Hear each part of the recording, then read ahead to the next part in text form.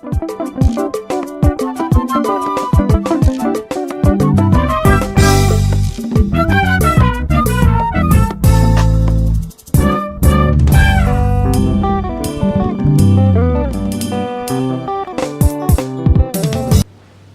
et bien-aimés dans le Seigneur, vous êtes sur www.chemaisrael.com, votre réseau évangélique international. Nous avons réellement plaisir à vous présenter quelqu'un qui sert Dieu ici en Israël, quelqu'un qui a vraiment beaucoup donné sa vie. Vraiment, il y a beaucoup de témoignages, je connais bien la personne, mais je laisse le temps que vous tous, vous allez découvrir. Shalom mes bien-aimés. Shalom, frère Miko. Tous en essayant koyambayo na plateau na biso la découverte surtout où ils allaient branche moko ils allaient kolobela mingi ba artiste awa na Israël où ils allaient ko sala ke bato ba découvrir vraiment na Israël ba sali oyo ba tondisa mina mpifo lokola bino message nini okoko passer na ba o bazali kolanda biso avant que to kota na profondeur ya message na biso na poko na lelo. Et avant de répondre, je viens de l'exprimer, celui qui est le maître des temps et des circonstances, celui qui m'a permis d'être là, ce soir dans ce plateau de www.chemaisrael.com. Et vraiment, je dis un grand merci à vous aussi et pour avoir pensé de moi. Et je dis un grand merci à toute l'équipe de Shema Israël. Et je salue tous les peuples qui nous suivent partout dans le monde. Et c'est bien moi, votre frère, humble serviteur, Junior Mwanabiele, et je suis un adorateur, chantre de l'Éternel. Donc merci.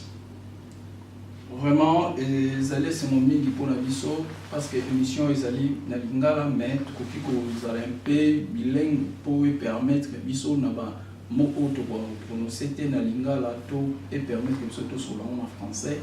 Malheureusement, au Missus Barandaka biso na musika partout dans le monde, Missus Baebi hébreu, tu vois qu'on mélange na hébreu pour vous faire plaisir, mais ce n'est pas vraiment beaucoup important. Ce qui est important, de connaître la santé de notre frère qui est là.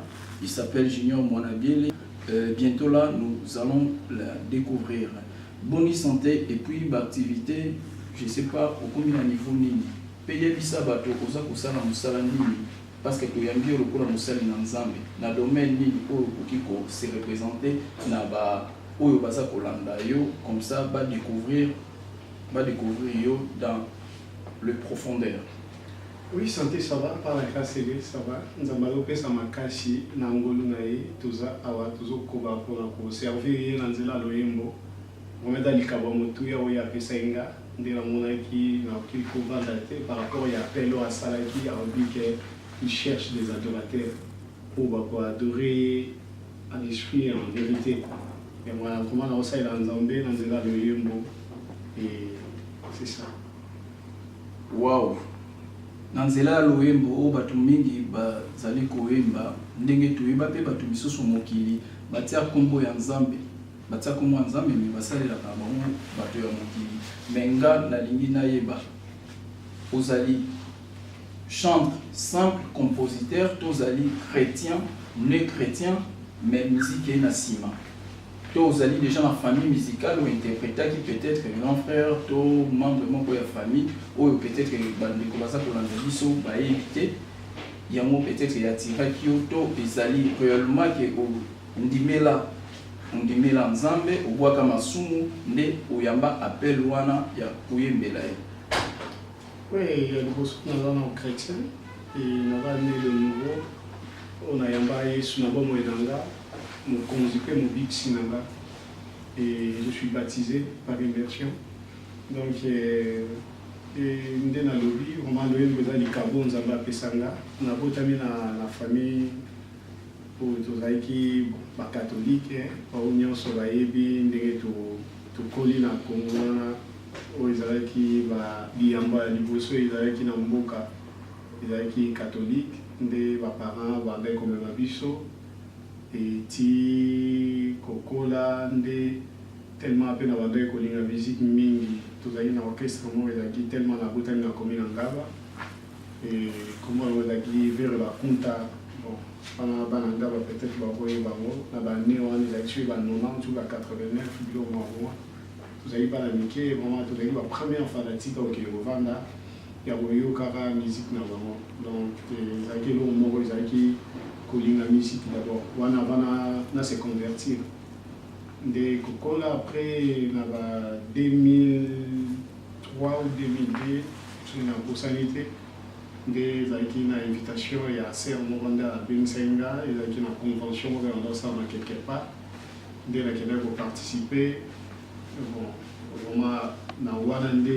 na équipe yoka mbala liboso message au azote apenda Yesu na profondeur parce que lui sont na catholique nous qui bateau bon na kokota na profondeur te comme on loba mais to yeba ipenda vérité na profondeur te par rapport ya lelo ndenge na koti na mozindo ndenge na yebi parce que na zaki pe servant na servant qui pe na ba messe dimanche ba messe samedi na zaki na bakizito to zaki na ba activité nyonso vraiment na zaki purement catholique mais on a l'invitation on a lobby pour monopoliser parole de la benga na yoka ipenda Jésus-Christ en profondeur de toucher kinga et la lobaino a on des sika bongo pour aller vraiment na pesa bongo na panaye et à Kambala.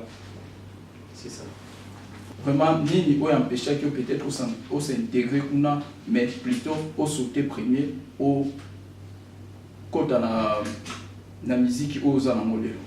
Mais là quand Ngolo Nzambe il va des gens qui ont observé on a vraiment la linga musique mingi donc kobeta makolo penda na ngaba kokende tina inde 3 batwaye bikuna et qu'on participe à la répétition. Oui, mes frères et sœurs, en direct sur www.chemisrael.com, où ils ont réseau moko évangélique international, où ils ont permettre bino bo landa ba témoignage ya artiste na bino ba parcours na bango, où ils ont vraiment ils ont pesa et c'est mon mini komona que bande ko baboyi nzela ya mokili. Émission où ils ont pour na ko édifier bino. Ezali émission pour nous découvrir l'artiste. Bah, on a nous rejoindre le bisoté. C'est simple. Beaucoup mon numéro na biso ezana sewana. Bo contacter biso. Bo pesa ba témoignage na bino, ba parcours na bino et ko édifier pe bandeko ebele. Tozali na branche na biso la découverte oyo esali ke bo découvrir les sosou. Ba artiste au bazali surtout na Israël et ça kaka ba artiste pas mbaté parce que muso so komona ke naza artiste était moyen ba découvrir ngai ezalité ezali pona ba activité na bino o ezali vraiment ko correspondre surtout na chaîne na biso chrétien bozali wana boye malamu sans plus tarder na epité ndeko na niveau ya musique o siko ozali na yango ozali ko préparer un album parce que nous sommes il y a quelque chose où nous avons se prétendre que nous allons édifier les sous-peuple de Dieu. Nous avons expliqué moi plutôt na 3 Israël va comprendre artiste niveau nae et zali ni.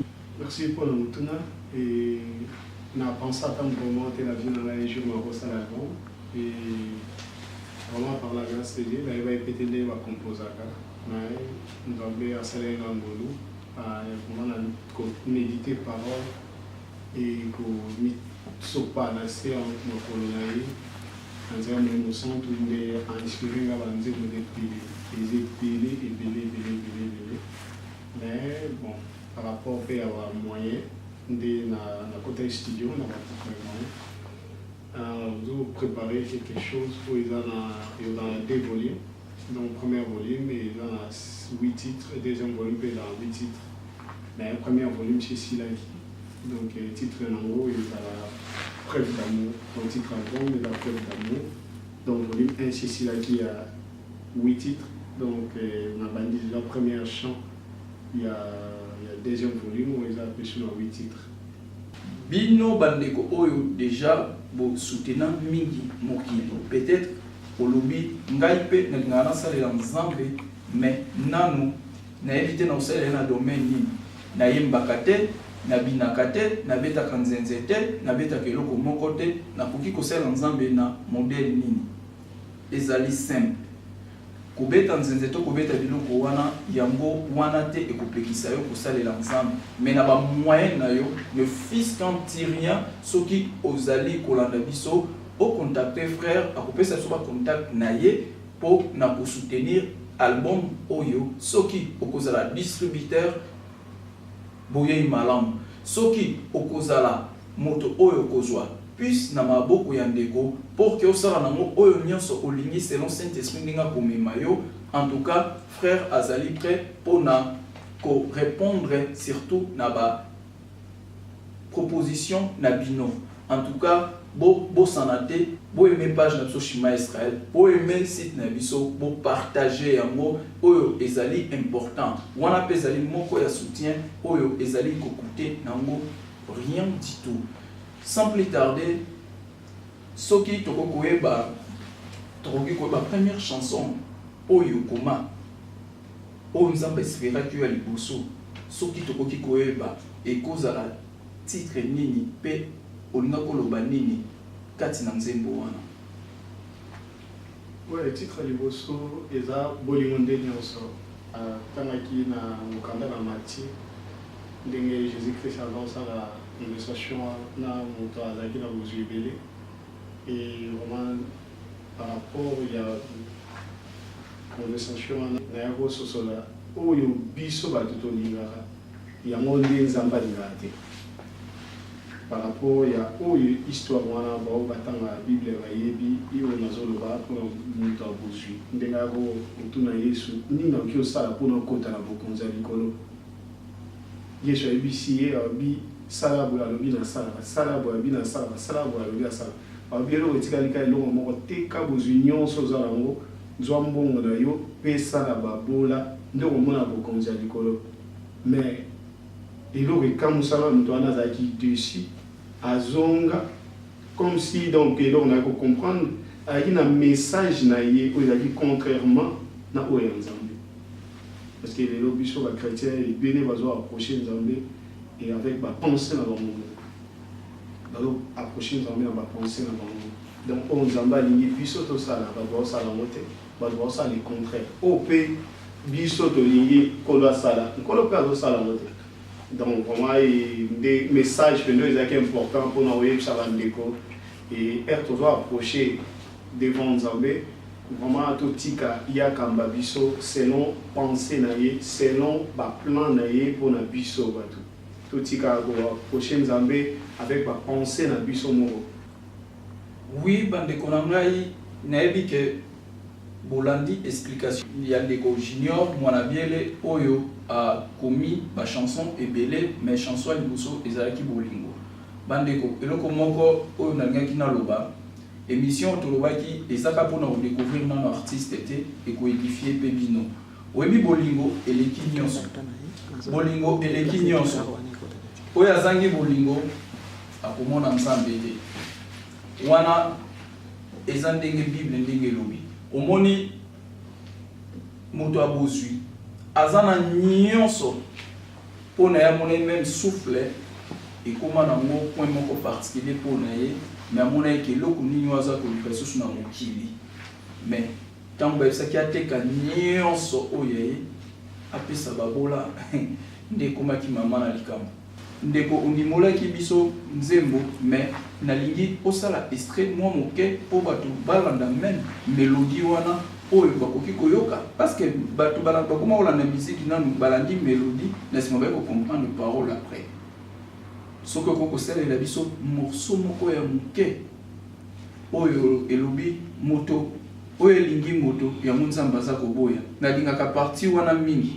Soki okokosela so ba parti wana po édifier peuple de Dieu oyo bazali kolanda biso. Bolingo boye na mona teo makamba boye na yoka teo mokonzi ya panza sekele pote moto akota na bokonzi na ye oye lingi moto yango nde Yesu akoboya oye boyi moto yango nde Yesu akolinga. Mes bien-aimés dans le Seigneur, comme je vous avais promis que vous serez vraiment édifiés, et bon moyo poko inabado. Bon moyo zako kabola bado.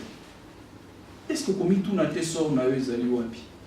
Ndeko na ngai to bongola motema nzamba lingi biso mingi. Mais elle sous na chanson moko na sepelaka mingi. Aza la chance na yoki déjà album wana.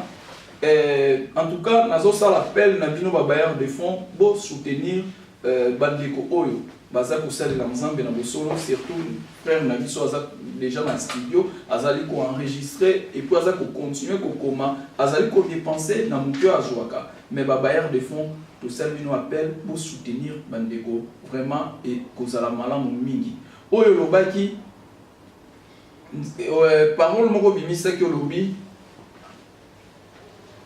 mwasi ya ndumba parole wana esepelisa nga mingi mwasi ya ndumba kota bokonzi na lola olingaki obimisa pensée nini na kati wana po ezalaki vision nini ozwaki na kati ya banzembo ntango bandaki kokoma parce que loko wana ekamusaki nga moyibi to mwasi ya ndumba kota lola ebanda boni moyibi akota lola pe mwasi ya ndumba akota bokonzi na yo kaka yo moko moto koki kosala makambo ya boye yango babengi yo na kolinga mingi te ngana loba neti ngam na koba nzembo na kosepela mingi yo moko loba titre ya nzembo et puis osela so morceau wana vraiment kolimbisa biso pona ba morceau ezali mingi po bato ba découvrir yo parce que émission na biso ezali la découverte. Je vous en prie mon frère. Merci pour la parole. Et titre en nzembo aux Nzambe na bikamo. Vraiment quand on a vu que pour méditer parole belé ndé vraiment inspiré nga banzembo. Ndé vraiment ngamo na zaki tourner ya komona ba makambo o ezaka impossible pas ya bato mais pas Nzambe za possible. Amen. Donc vraiment biso mo to mimo na pratique to comme déjà ba santo. Parce que même Bible biso que vaut mieux la fin d'une chose que ce commencement.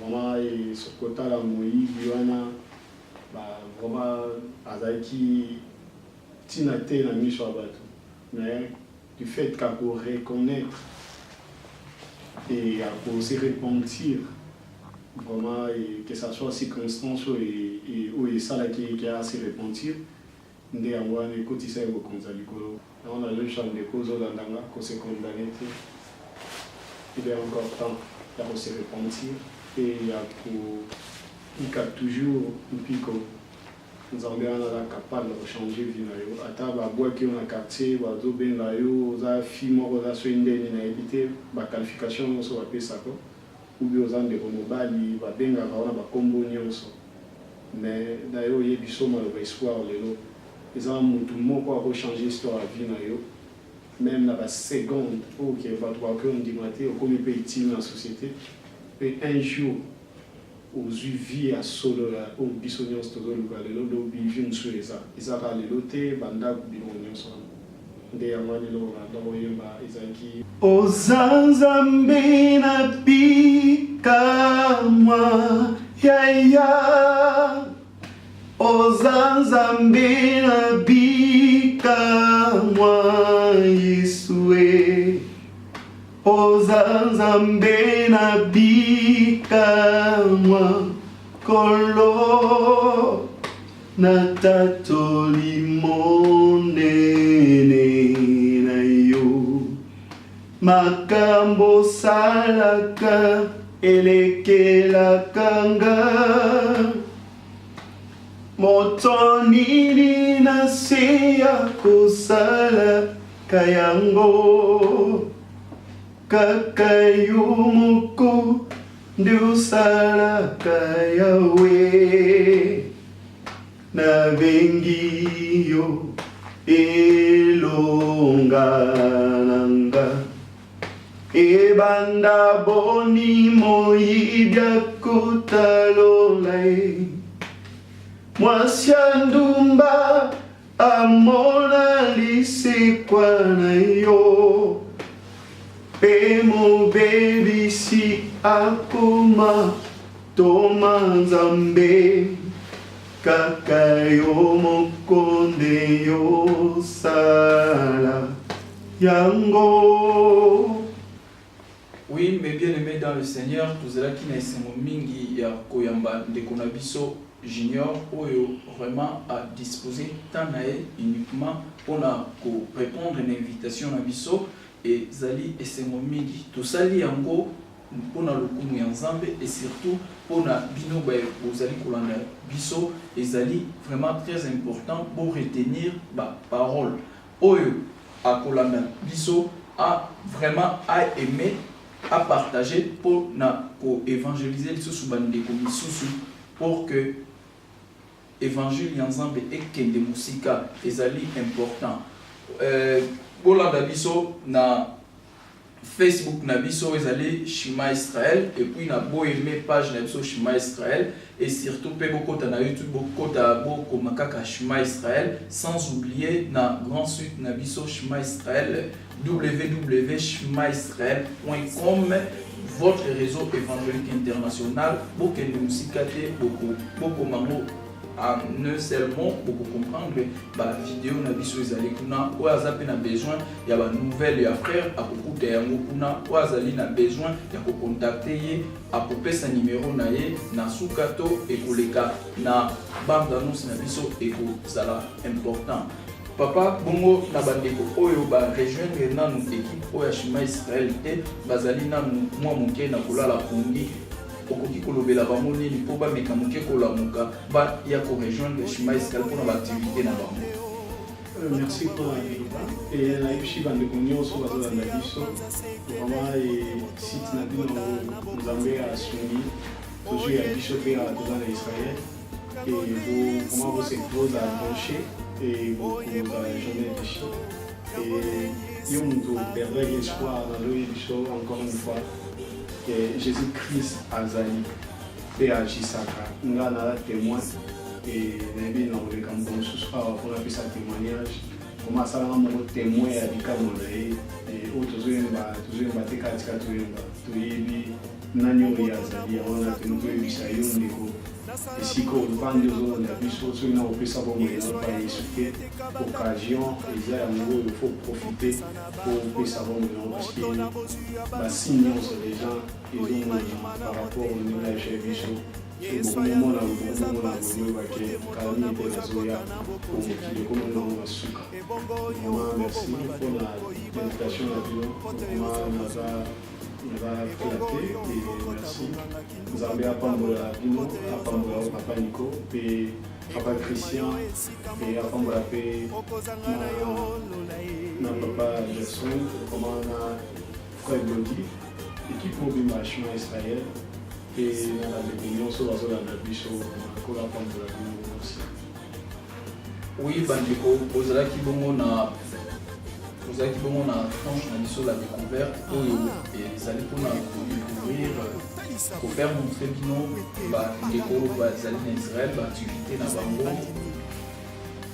Et Zali qui visiter yo moto Zali na agence na yo et après tout ça pour cela yo moto Zali l'activité na quelconque en tout cas Shima Israël et interdire d'innoter vous allez na pour ça va découvrir l'activité il y a des communions sur le Congolais ou ba bibaka awa na Israël et Zali important pour que bo yeba ndenge nini ya koki pour faire actualiser surtout l'article na bino et ça est très important na lingi na bosa na likambo moko message il y a peu beaucoup passé dans le pays parce que nous avons passé un moment très difficile vraiment de traîner quelques minutes pour toute cette émission na biso soko ko lancer appel moko ya paix pour na bandeko oyo bazali ko luka peut-être une libération pour na état na biso oyo ezali.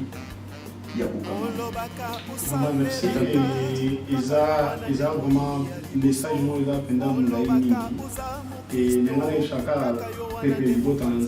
Nzambe agissant na balolenge mine donc agissant na quatre façons de baloba donc Nzambe agissant na koloba na kotelema na prière pe na action quoi donc vraiment et place esengi botelema ndeko vraiment botelema pour na revendiquer baton na bino eza nango péché te et place esengi tobondela mais na moment esengeli vraiment totelema tosimbana pour toute la délivrance en bon avis. Mais espoir toujours est là, et tout garder toujours notre unité, tout continuer toujours pour espérer na yé mon quoi dans Zambie ou Atika, mais comme dans Boka et Laka, il y a Israël, il y a CP des sous vraiment.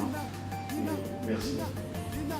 Topesi mbote na ba nyonso o basutenaka biso surtout na nzela ya losambo lokola mama Justine Mupana mobali na ye papa Antoine na église mobimba o bazali na magistère. Topesi mbote na papa Justin Sulu ebondo oyo moko atikaka biso te na ba mabundeli et surtout que topesi basali na nzambe nyonso na Israël pe mbote oyo Bishop Tosh Mulenga, papa Emery Kamutu, papa Kilongo, oyo tobosani vraiment nzambe asunga pour que biso nyonso tozala na bomoko émission oyo ekende liboso surtout site oyo ecartonné bomeka moke kotia biso maboko place biso tokoki te tozali na besoin ya sagesse na bino kolo apambola bandeko nyonso oyo bazali kosoutenir biso même d'une manière physique kolo sala ya minene na mabota na bino nyonso tika frère Coco oyo azali déjà na Kinshasa responsable kuna et puis frère Blaise Toko et puis pasteur Joël Sam na Kinshasa bandeko nyonso oyo mpe balingi baplanter chemin Israël na bapays oyo bazali en tout cas banimero kozala wana bozalaka bavolontaire ekolo moko ayebi po ya kozongisela biso. Merci papa encore une fois nzambe tika akanisa yo biso ya mingi. À la prochaine. Merci.